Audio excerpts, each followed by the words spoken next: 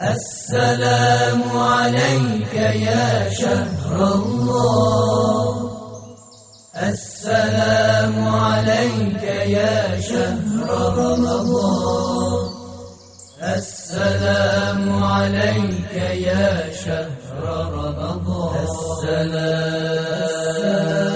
السلام عليك. لا حول ولا قوة إلا بالله العلي العظيم. اعوذ باللہ من الشیطان اللعین الرجیم. بسم اللہ الرحمن الرحیم. الحمد للہ الذی ہدانا لہذا وما كنا لنہتدی لولا ان ہدانا اللہ.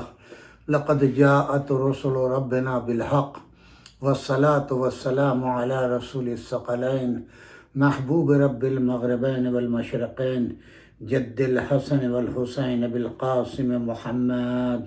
اللہم صل علی محمد وآل محمد وطیبین الطاہرین المعصومین ولعنۃ اللہ علی اعدائہم اجمعین من الآن الی قیام یوم الدین. اما بعد فقد قال اللہ سبحانہ تبارک وتعالی فی کتابہ المجید والفرقان الحمید. بسم اللہ الرحمن الرحیم. یبشرہم ربہم برحمت منہ ورضوان وجنات لہم فیہا نعیم مقیم خالدین فیہا ابدا ان اللہ عنده اجر عظیم. صدق اللہ العلی العظیم وصدق اللہ العلی العظیم وصدق اللہ العلی المرسلین والحمد للہ رب العالمین. سامعین کرام، السلام علیکم جمیعا ورحمۃ اللہ وبرکاتہ. آپ تمام حضرات سے گزارش ہے کہ ہمارے اس چینل کو سبسکرائب کریں، لائک کریں اور اپنے دوست احباب کو بھیجیں. اور انشاءاللہ انوار ماہ رمضان کے بعد ہمارا جو اصلاحی پروگرام ہے اصلاح معاشرہ کے عنوان سے، وہ انشاءاللہ 4 روز ہفتے میں جاری و ساری رہے گا. آپ تمام حضرات کی محبتیں اگر شریک حال رہیں تو ہم کامیابی کے ساتھ ان پروگراموں کو بہتر طریقے سے انجام دیں گے، بشرطے کہ آپ اپنے بہترین مشوروں سے ہمیں نوازتے رہیں. ہمارا آج کا پروگرام جو ہے وہ جناب ہمارے قریبی دوست، ہمارے مرحوم بھائی حیدر دھینانی کے صاحبزادے، بڑے صاحبزادے جناب سجاد دھینانی کی طرف سے، ان کی فیملی کی طرف سے اسپانسر ہوا ہے. پروردگار عالم ان کے والد مرحوم کو اعلیٰ علیین میں جگہ دے، ان کے مرحومین کی مغفرت فرمائے. بڑے مومن اور نیک اور ہر کار خیر میں بڑھ چڑھ کے حصہ لینے والے ہیں. ایک عرصہ دراز سے امریکہ میں مقیم ہیں اور پروردگار ان کے کاروبار میں ترقی دے. انشاءاللہ آخر تقریر میں ان کے مرحومین کے لیے سورہ فاتحہ کی آپ کی خدمت میں گزارش کریں گے. میں نے کل جس آیہ مبارکہ کو سورہ توبہ کی پیش کیا تھا، اسی کے بعد کا یہ حصہ ہے. تو کل میں نے آپ کی خدمت میں جو ہے وہ 2-3 آیتیں پیش کی تھیں. آیت نمبر 18، آیت نمبر 19 اور آیت نمبر 20. تو اس کا خلاصہ یہ تھا کہ مسجد کے بنانے کا حق کن کا ہے، مسجد کی تولیت کا حق کس کا ہے، مسجد کو آباد کون لوگ کرتے ہیں، یہ ایک تذکرہ تھا. اسی کے ساتھ ساتھ پھر وہ ضمن میں آ گیا. اس کے بعد کی آیت جو ہے 19 میں آ گئی کہ مولا کائنات امیر المومنین علی ابن ابی طالب علیہ السلام جو ہیں وہ مسجد میں جب تشریف لے گئے تو جناب عباس ابن عبد المطلب جو مولا امیر المومنین جناب رسول خدا کے چچا تھے، وہ اور شیبہ جو امین بیت اللہ کہلاتے تھے. یعنی جناب عباس کا دعویٰ یہ تھا کہ میں حجاج کو جو بیت اللہ کے مہمان آتے ہیں ان کو پانی پلاتا ہوں، اور شیبہ کا کہنا یہ تھا کہ میں امین و خانہ کعبہ کا متولی ہوں، میرے پاس چابیاں رہتی ہیں. تو یہ دونوں اپنی اپنی فضیلت بیان کر رہے تھے. اسی دوران مولا امیر المومنین تشریف لے آئے. ان سے کہا کہ آپ بتائیں آپ کا کیا فخر ہے. آپ نے مختصر بتایا کہ بھئی میں تو وہ ہوں جو سب سے پہلے اللہ پر ایمان لایا، روز آخرت پر ایمان لایا، اور نماز جب کوئی پڑھنے والا نہیں تھا تب سب سے پہلے نماز میں نے پڑھی. تو یہ میں نے بتایا تھا کہ دونوں طرح کی روایت ہیں کہ یہ لوگ رسول اللہ کی بارگاہ میں آئے فیصلے کے لیے، یا رسول اللہ مسجد میں تشریف لائے تو ان کے سامنے اس مقدمے کو پیش کیا. آپ نے کہا کہ میں انتظار کروں گا کہ اللہ کی طرف سے کیا جواب آتا ہے. تو آیت نمبر 21 جو ہے وہ نازل ہوئی، وہاں سے آیت نمبر 20 جو ہے وہ نازل ہوئی، اور اس میں تھا کہ الذین آمنوا وہاجروا وجاہدوا فی سبیل اللہ باموالہم وانفسہم اعظم درجۃ عند اللہ واولئک هم الفائزون، یعنی جو لوگ ایمان لائے، ہجرت کی اور انہوں نے جہاد کیا راہ خدا میں اپنے اموال اور اپنی جانوں سے، تو ان کے نزدیک بہت بڑے مرتبے ہیں، اور ایسے ہی لوگ وہ ہیں جو کامیاب ہیں۔ اب اس کے بعد کی آیت جو میں نے آج تلاوت کی 21 آیت، یبشرہم ربہم برحمت منہ ورضوان وجنات لہم فیہا نعیم مقیم، ان کا رب انہیں خوشخبری دیتا ہے، کن کو؟ جو اللہ پر ایمان لائے، جنہوں نے اللہ کی راہ میں ہجرت کی، جنہوں نے اللہ کی راہ میں جہاد کیا اپنی جان سے اور اپنے مال سے۔ اس موضوع پر میں کل شب ہجرت کے واقعات آپ کی خدمت میں پیش کر چکا ہوں۔ تو وہ کون؟ وہ اللہ کی رحمت کی خوشخبری ان کو دی جا رہی ہے کہ وہ اللہ کی رحمت خاص کے مستحق ہیں، اور اللہ ان سے راضی ہے، اور جنتوں میں ان کے لیے دائمی نعمتیں ہیں جہاں وہ ہمیشہ رہیں گے، اور اللہ جو ہے ان کے پاس ان ہستیوں کا، ایسے لوگوں کا عظیم اجر ہے۔ اس کے بعد کیا آیت ہے؟ یا ایھا الذین آمنوا لا تتخذوا آباءکم واخوانکم واولیاء ان استحبوا الکفر علی الایمان ومن یتولہم منکم فاولئک هم الظالمون۔ اے ایمان والو، تم اپنے آباء و اجداد، اپنے بھائیوں کو بھی ولی کی حیثیت نہ دو اگر وہ کفر پسند ہے، یعنی اگر کوئی شخص مسلمان ہو گیا اور ان کے ماں باپ، بھائی بہن اور رشتہ دار جو ہیں وہ کفر کی حالت میں ہیں، انہوں نے اسلام قبول نہیں کیا، تو تم ان کو اپنا ولی نہ بناؤ، ان کو وہ تمہارے دوست نہیں ہو سکتے۔ تم میں سے جو بھی ایسے لوگوں کو، ایسے یعنی کافر ماں باپ کو، کافر بھائی بہن کو، کافر رشتہ داروں کو اپنا ولی بناتا ہے، وہی لوگ وہ ہیں جو ظالم ہیں، یعنی ظلم کرتے ہیں۔ اس لیے کہ سب سے بڑا ظلم یہ ہے کہ اللہ کے ہوتے ہوئے کسی غیر خدا کی پرستش کرنا۔ قل ان کان آباؤکم و ابناؤکم و اخوانکم و ازواجکم و عشیرتکم و اموال اقترفتموها و تجارت تخشون کسادها و مساکن ترضونها احب الیکم من اللہ و رسولہ و جہاد فی سبیلہ و تربصوا حتی یاتی اللہ بامرہ واللہ لا یہدی القوم الفاسقین۔ اے میرے نبی، آپ ان لوگوں سے کہہ دیجئے کہ تمہارے آباء و اجداد، تمہاری اولادیں، تمہارے بھائی بہن، تمہاری ازواج، تمہارا قبیلہ، مال کہ جسے تم نے محفوظ رکھا ہے، وہ تجارت کہ جس کے نقصان سے تم ڈرتے ہو، وہ مکانات جس میں رہ کر کے تم خوش ہوتے ہو، تمہیں بہت عزیز ہیں اللہ اور اس کے رسول اور اس کی راہ میں جہاد کرنے سے، تو انتظار کرو کہ یہاں تک تو اللہ اپنا امر لے آئے، اور اللہ فاسق قوم کی کبھی ہدایت نہیں کرتا۔ یعنی وہ افراد کہ جو جہاد سے کتراتے ہیں، جہاد سے ڈرتے ہیں، جہاد میں اپنا مال خرچ نہیں کرتے، اپنے مکانوں میں بیٹھ کر کے خوش ہوتے ہیں، اپنے بھائی بہنوں، اپنے ماں باپ، اپنے ازواج، اپنی اولاد کو دیکھ کے خوش ہوتے ہیں، ہمیں کیا پڑا ہے، ہمارا تو کچھ نہیں۔ یعنی وہ مسلمان جو اسلام تو لے آئے ہیں، مگر احکام الہی، اقوال رسول اللہ صلی اللہ علیہ وآلہ وسلم، احکامات پیغمبر کی اعتنا نہیں کرتے، اور وہ اپنے گھر میں خوش ہیں کہ میاں ہمیں کیا ہوا، ہمارے کیا گھر کو آگ لگی ہے، ہمارا تو گھر بھی محفوظ ہے، بھائی بہن بھی محفوظ ہے، مال بھی محفوظ ہے۔ تو پروردگار عالم کہہ رہا ہے کہ میرے نبی ان لوگوں سے کہیے، اللہ ان فاسقوں کو اچھی طرح پہچانتا ہے، ایک دن اللہ کا امر ان کے لیے آ جائے گا۔ اب اس کے بعد آیت نمبر 25، لَقَدْ نَصَرَكُمُ اللَّهُ فِي، اب ان کو متنبع کرتا ہے پروردگار عالم ان مسلمانوں کو، لَقَدْ نَصَرَكُمُ اللَّهُ فِي مَوَاطِنَ كَثِيرَةٍ وَيَوْمَ حُنَيْنٍ إِذْ أَعْجَبَتْكُمْ كَثْرَتُكُمْ فَلَمْ تُغْنِ عَنْكُمْ شَيْئًا وَضَاقَتْ عَلَيْكُمُ الْأَرْضُ بِمَا رَحُبَتْ ثُمَّ وَلَّيْتُمْ مُدْبِرِينَ۔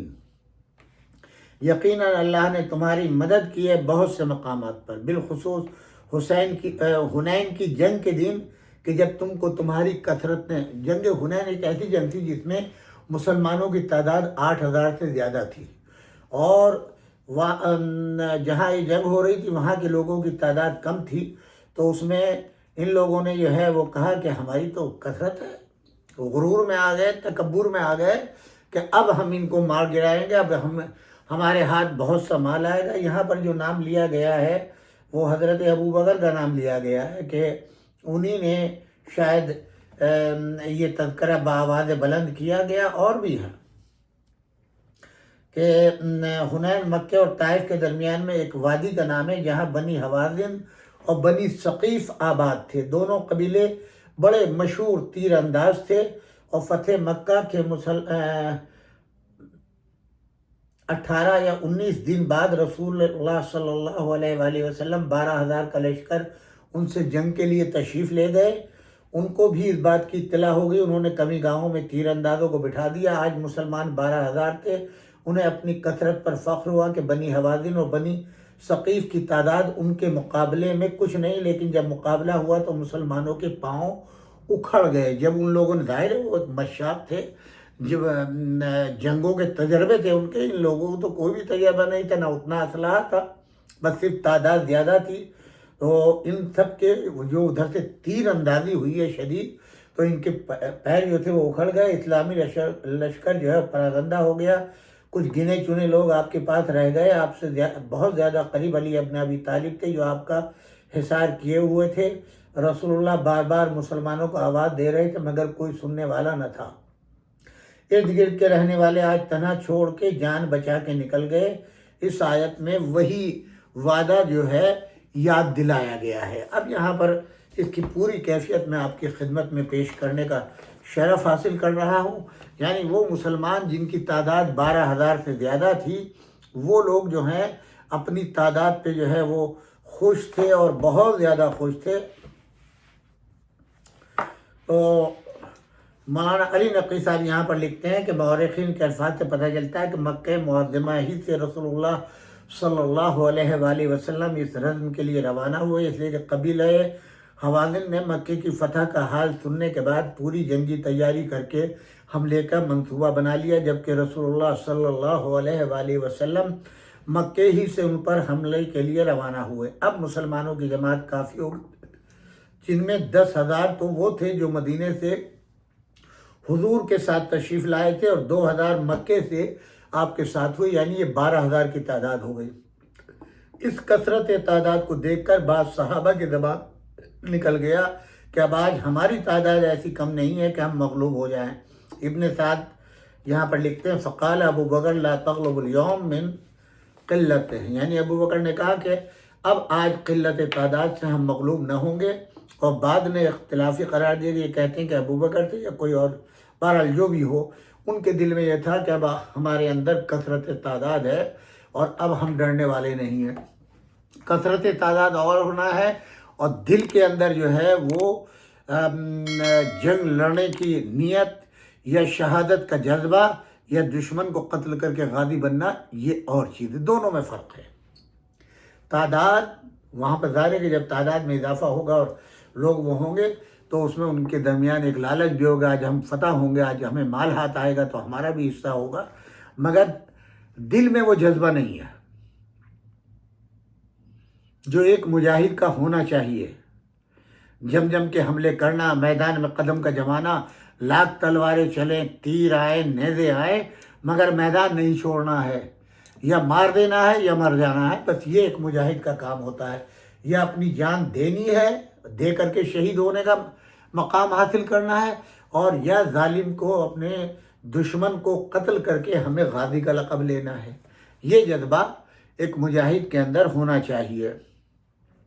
اسی چیز کو قرآن مجید نے وَيَوْمَ حُنَيْنٍ إِذْ أَعْجَبَتْكُمْ كَثْرَتُكُمْ فَلَمْ تُغْنِ عَنْكُمْ شَيْئًا وَضَاقَتْ عَلَيْكُمُ الْأَرْضُ بِمَا رَحُبَتْ ثُمَّ وَلَّيْتُمْ مُدْبِرِينَ۔ سورہ برات میں آیت نمبر 25 میں یہی تذکرہ کیا ہے کہ حنین کے موقع کو یاد کرو، جب تمہاری کثرت نے تمہیں مغرور کر دیا تو اس نے تمہیں کچھ فائدہ نہیں پہنچایا، اور تم پر زمین اپنی وسعت کے باوجود تنگ ہو گئی، پھر تم پیٹ پھرا کر فرار اختیار کر گئے۔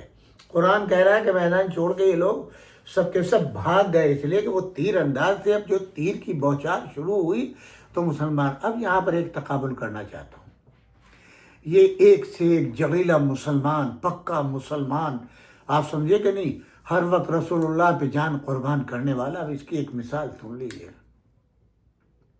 تیر اندازی کا ہے نا، بنی ثقیف اور جو دوسرا قبیلہ ہے حوازن، یہ مشہور تیر انداز تھے۔ اب جو انہوں نے تیروں کی بوچھار کی ہے تو 12,000 کا لشکر تتر بتر ہو گیا، میدان چھوڑ گیا۔ رسول اللہ صلی اللہ علیہ وآلہ وسلم آواز دیتے رہے، قرآن کہہ رہا، میں نہیں کہہ رہا ہوں، آواز دیتے رہے مگر مسلمانوں نے پیچھے مڑ کر نہیں دیکھا۔ اب یہاں پر ایک مثال آپ کو ضمناً بات آگے تو جنگ جمل کی دیتا ہوں۔ مولا امیر المومنین علی ابن ابی طالب علیہ السلام نے اپنے فرزند کو جناب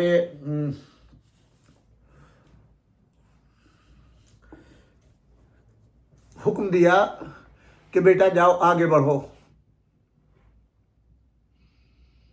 اور ادھر تیروں کی بارش شروع ہو گئی، شدید بارش، ہر طرف سے تیر آ رہے ہیں۔ جناب محمد حنفیہ مولا کے فرزند، مولا فرمایا بچے آگے بڑھو، وہ گھبرا گئے، تیر جو چاروں طرف سے برسے۔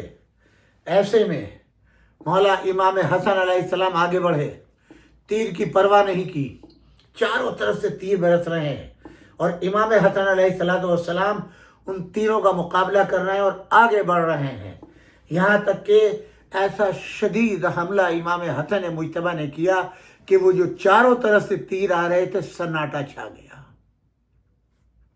اس موقع پر جب تیروں کی بوچھار رک گئی اور امام حسن علیہ السلام کو داد شجاعت دیا مولا نے، تو جناب محمد حنفیہ سر جھکا کے کھڑے ہو گئے، حالانکہ میدان چھوڑ کے نہیں گئے، محمد حنفیہ وہیں جمے رہے، اس لیے کہ مولا کی وصیت تھی، قدم پیچھے نہ ہٹنے پائے، آگے بڑھے۔ مولا علی کا خون تھا رگوں میں، لہذا پیچھے ہٹنے کا سوال نہیں تھا، مگر ایک جگہ جمے رہے، اندر نہیں گئے۔ تو شرمندگی سے سر جھکایا کہ میں اندر کیوں نہیں گیا۔ مولا نے فرمایا، اور امام حسن اس بوچھار کے اندر چلے گئے۔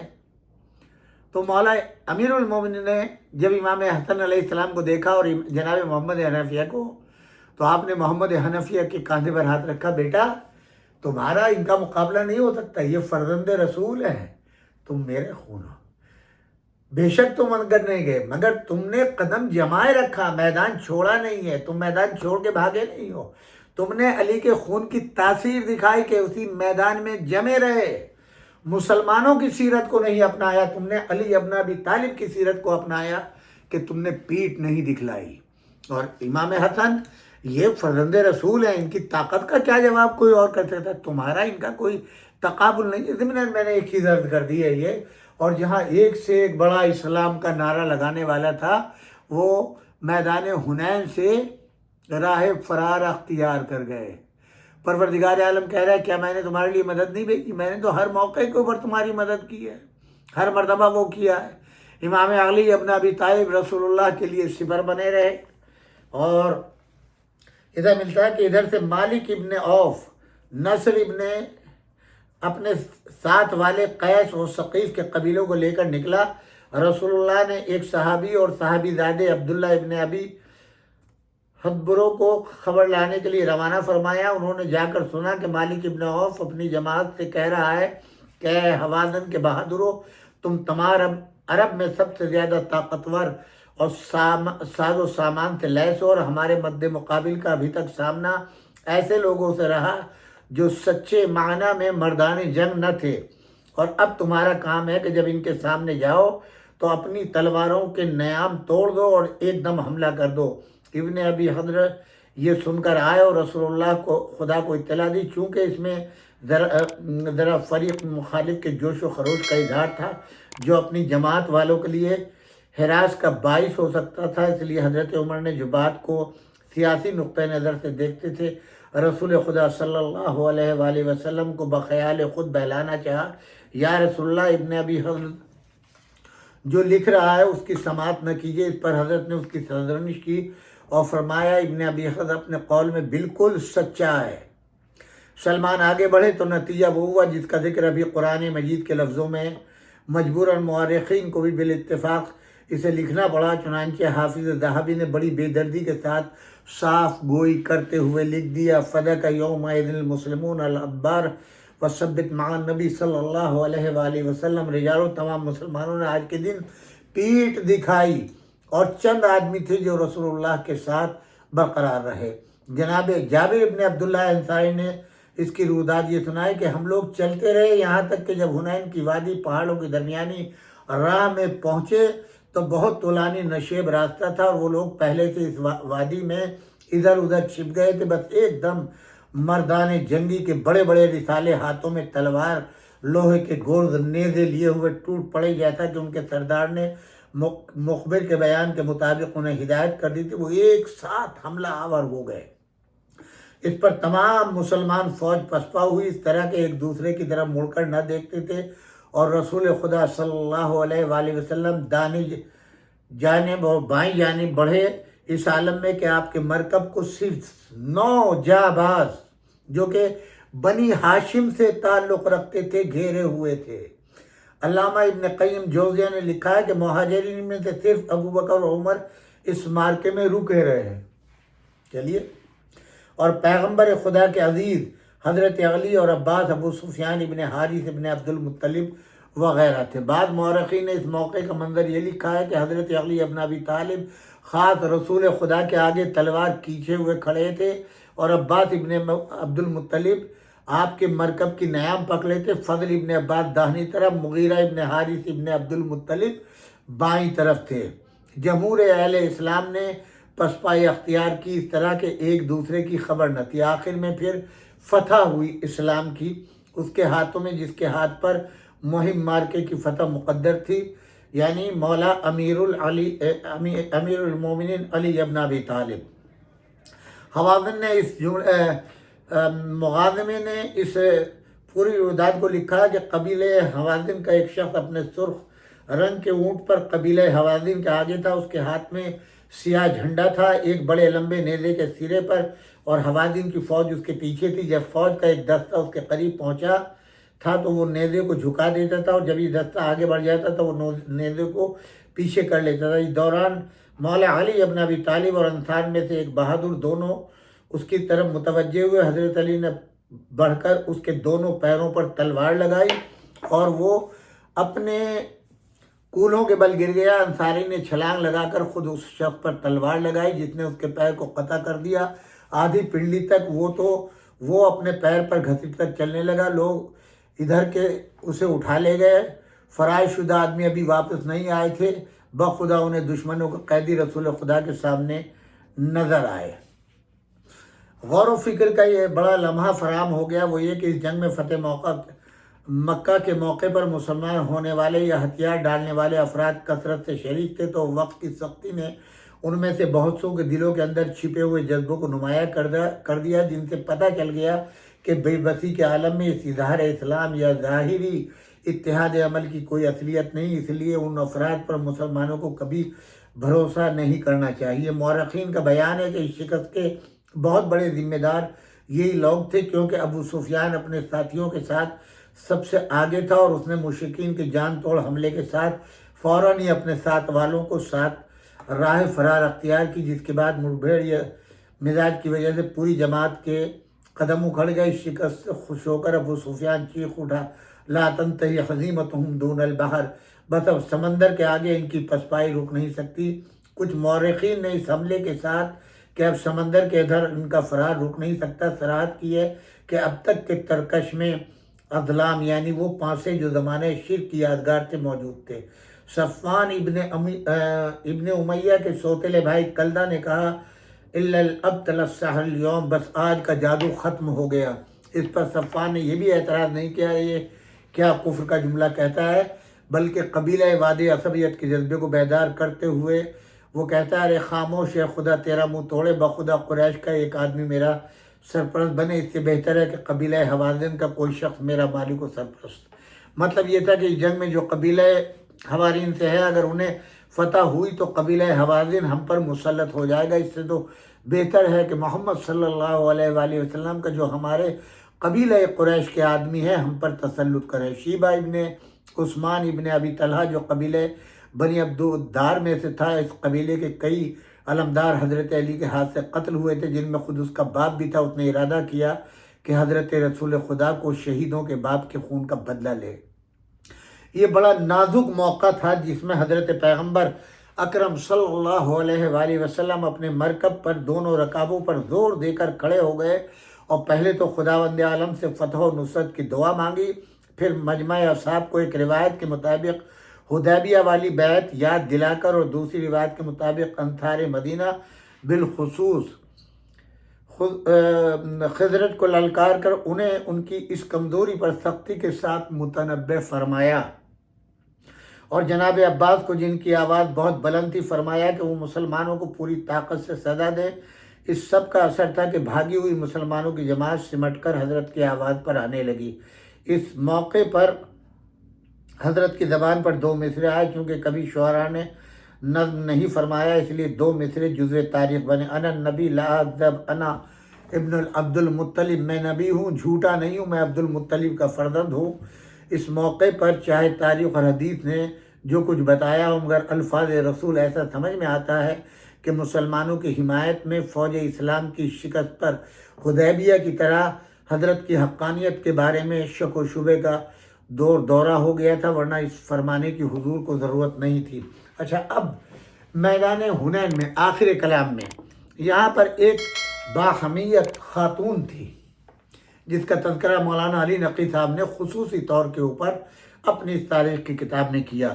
میدان حنین سے یہ فرار مجاہدین اسلام کا کتنا شرمناک تھا، اس کا اندازہ اس واقعے سے ہو سکتا ہے کہ اتفاق سے ایک خاتون جس کا نام ام سلیم بنت ملحان اپنے شوہر ابو طلحہ کے ساتھ اس جنگ میں آ گئی تھی، اور ہاتھ میں داشتہ یعنی ایک لوہے کا کوئی آلہ تھا دھاردار، وہ لیے ہوئے تھی، ایک خنجر بھی لے آئی تھی۔ وہ اس موقع پر ابو طلحہ کے اونٹ کو سنبھالے ہوئے جنگ کا نقشہ دیکھ رہی تھی، اور رسول خدا صلی اللہ علیہ وآلہ وسلم ادھر سے گزرے اور فرمایا، ام سلیم تم یہاں کہاں کھڑی ہو؟ انہوں نے کہا، حضور آپ مشرکوں سے جنگ کیجئے اور مجھے اجازت دیجئے کہ میں ان بد نصیب مسلمانوں کو قتل کرنا شروع کروں جو آپ کو چھوڑ کر چلے گئے۔ آپ دیکھ رہے ہیں، یہ ایک اکیلی خاتون، 12,000 کا لشکر بھاگ رہا ہے اور یہ روک رہی ہے اپنے اس خنجر سے۔ جب حضور ادھر سے گزرے تو آپ نے فرمایا کہ بی بی تو یہاں کہاں؟ اس نے کہا، یا رسول اللہ آپ ان مشرکوں کا مقابلہ کیجئے، ان بھگوڑے مسلمانوں کا مقابلہ میں کرتی ہوں، میں دیکھتی ہوں ان کو، کیونکہ وہ یقیناً قتل کے مستحق ہیں جو میدان چھوڑ کے رسول اللہ صلی اللہ علیہ وآلہ وسلم کو نرغہ اعظم میں چھوڑ کر کے گئے۔ رسول اللہ نے اس کی اس بات کو رد نہیں فرمایا، بلکہ وہ واجب القتل ہیں، بلکہ فرمایا، او یکفی اللہ یا ام سلیم، جس کا مطلب ہماری زبان میں جانے دو اے ام سلیم، اللہ انہیں سمجھے گا۔ یعنی آپ نے اس بیوی کی تسلی کی، کہا تم نہ گھبراؤ، تم نہ پریشان ہو، اللہ ان کو سمجھے گا جو میدان چھوڑ کے بھاگے ہیں۔ آخر میں شکست نے فتح کی صورت اختیار کی، جس کے لیے قرآن مجید کا ارشاد ہوا، فانزل اللہ سکینہ علی رسولہ وعلی المؤمنین وانزل جنودا تروها اللہ، یعنی اللہ نے اپنا سکون و اطمینان اتارا اپنے پیغمبر اور سچے مسلمانوں پر، وہ فوجیں اتاری جنہیں تم نے آنکھوں سے دیکھا نہیں تھا، یعنی ظاہر وہ ملائکہ تھے، وہ کون سی فوج ہوگی۔ اس طرح یہ دوسرا موقع تھا کہ افواج ملائکہ رسول اللہ صلی اللہ علیہ وآلہ وسلم کی نصرت کے لیے بھیجے گئے، مگر جنگ بدر میں اور اس جنگ میں یہ فرق بتایا گیا ہے کہ بدر میں ملائکہ نے جنگ بھی کی تھی، اور اس موقع پر صرف مسلمانوں کی تقویت قلب کے لیے ملائکہ کو نازل فرمایا۔ نتیجہ مشرکین کی توقعات کے خلاف اتنا نکلا کہ ان کا شدید جانی نقصان ہوا اور مسلمانوں کا نقصان نہ ہونے کے برابر رہا، یعنی ادھر کے 70 سے زیادہ قتل ہوئے اور مسلمانوں میں صرف 4 آدمی شہید ہوئے۔ یہ مارکہ 10 شوال کو وقوع ہوا، کثرت سے لونڈی، غلام اور اموال غنیمت مسلمانوں کے ہاتھ آئے۔ ایک روایت میں ہے کہ 4,000 قیدی اور 12,000 اونٹ اور اس کے علاوہ بے شمار نقد و جنس مسلمانوں کے ہاتھ آیا۔ بعض مورخین اموال غنیمت کی مقدار اس سے بھی زیادہ بتاتے ہیں، اس طرح کے 24,000 اونٹ، 40,000 سے زیادہ بھیڑ بکریاں اور تقریباً 1 من چاندی جو ہے وہ حضور کے ہاتھ آئی، جو ان مسلمانوں کو تقسیم کی گئی۔ تب آپ دیکھیں، اچھا یہاں کے اوپر باقاعدہ یہ بھی ملتا ہے، مولانا نے لکھا ہے کہ ان بھاگنے والوں میں، چونکہ کئی تاریخیں لکھی ہیں انہوں نے، ایک نے تو لکھ دیا کہ یہاں رکنے والوں میں حضرت عمر، حضرت ابوبکر ہی رہے، حالانکہ اس سے قبل کی تمام جنگوں کا حشر معلوم ہے، احد میں کیسے بھاگے، بدر میں کیا کمال دکھایا، خیبر میں کیا کمال دکھایا، اور اب یہ فتح مکہ کا موقع ہے، تو اب اس میں کہتے ہیں کہ اس سلیم نے سب کو دیکھا اور خنجر سے روکا، تو اتفاق سے حضرت عمر بھی آ گئے اس کی زد میں، اور انہوں نے کہا پیٹ پھاڑ ڈالوں گی اگر تم واپس نہیں گئے، اگر تم بھاگے میرے سامنے سے تو پیٹ کو چاک کر دوں گی۔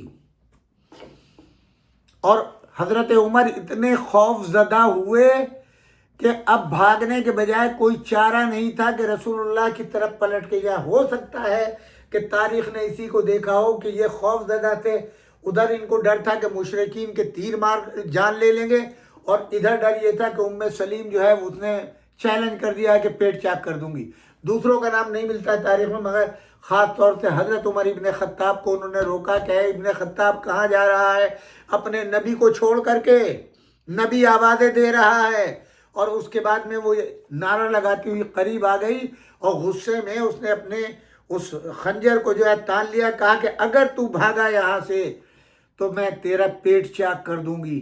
شاید اسی وجہ سے تاریخ نے ان کے وجود کو دکھلایا ہے کہ وہ بھاگے نہیں تھے، نہیں بھاگے تھے، مگر اس سلیم کے خنجر کے خوف سے واپس آ گئے۔ کہاں ایک عورت کی شجاعت! آپ دیکھیں کہ بڑے بڑے صحابہ، بڑے بڑے کلمہ گو، بڑے بڑے مسلمان، متقی، پرہیزگار، ہجرت کرنے والے، جہاد کا نعرہ لگانے والے، میدان چھوڑ کر کے بھاگ گئے، تیر کی بوچھار نہیں رہی۔ اور جو حضور کو 10 آدمی سنبھالے ہوئے تھے وہ صرف بنی عبد المطلب تھے، جو فخر سے کہتے تھے ہم مر جائیں مگر رسول اللہ صلی اللہ علیہ وآلہ وسلم پر آنچ نہیں آنے دیں گے۔ اور وہی ہوا کہ رسول کے قریب نہ کسی تیر کو آنے دیا، نہ کسی نیزے کو آنے دیا، نہ کسی مشرک کو قریب آنے دیا۔ تیر بھی انہوں نے روکے، نیزے بھی روکے، تلوار بھی روکی، اور مقابلہ کیا اور تہ تیغ کیا ان کو۔ تب اتنی بڑی تعداد جو ہے قیدی بنائی ان شجاع اور بہادروں میں۔ ظاہر ہے وہ منزل مولا امیر المومنین علی ابن ابی طالب کی، کہ جو تلوار لیے ہوئے آگے آگے رسول اللہ صلی اللہ علیہ وآلہ وسلم کے رہے، کیونکہ انہوں نے وعدہ کیا تھا کہ آپ کی حفاظت میں کروں گا۔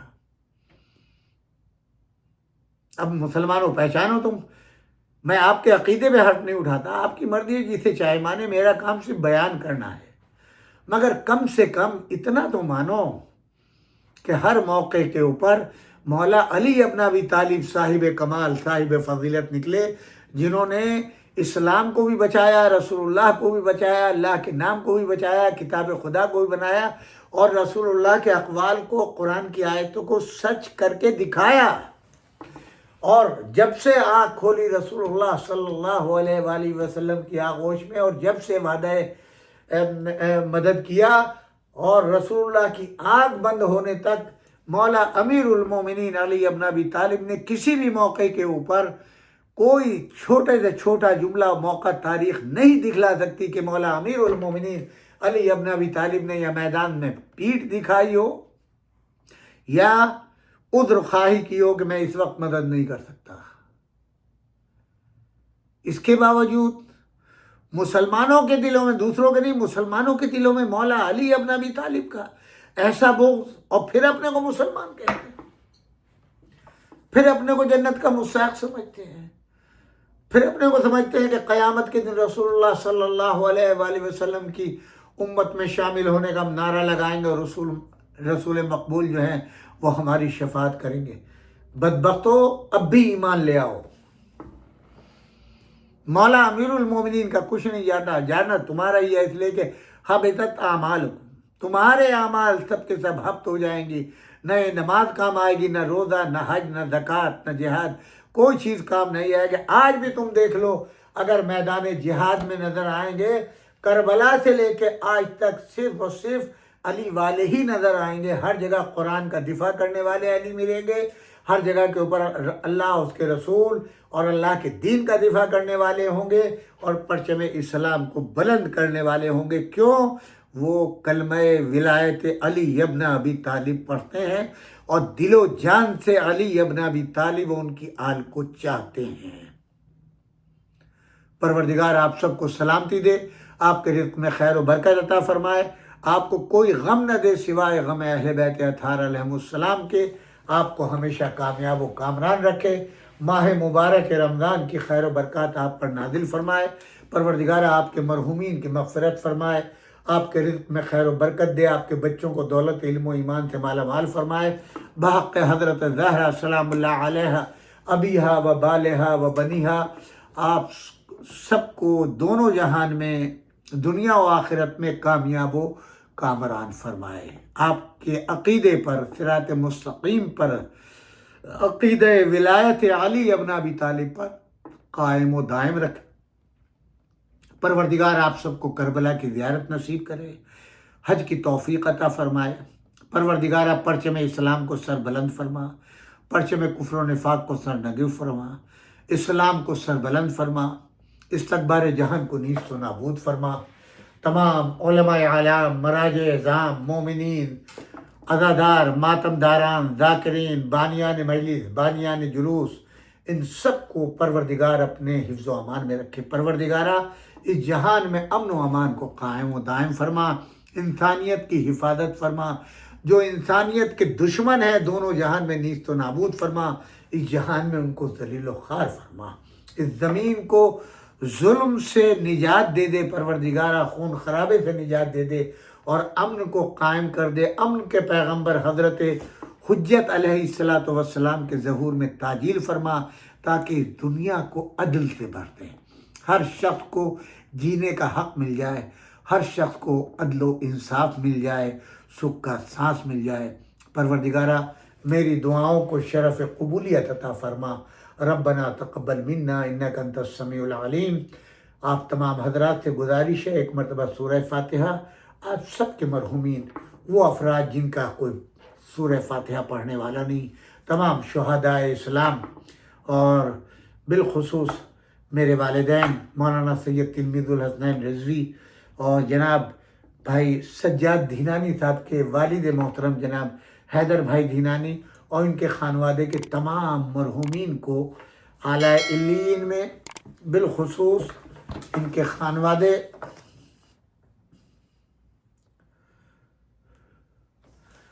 جو دھینانی فیملی کے مرحومین ہیں، کھاکی فیملی کے مرحومین ہیں، ان سب کو اعلیٰ علیین میں جگہ عنایت فرما، اور ان کے لیے سورۃ الفاتحہ۔ والسلام علیکم جمیعاً ورحمۃ اللہ وبرکاتہ۔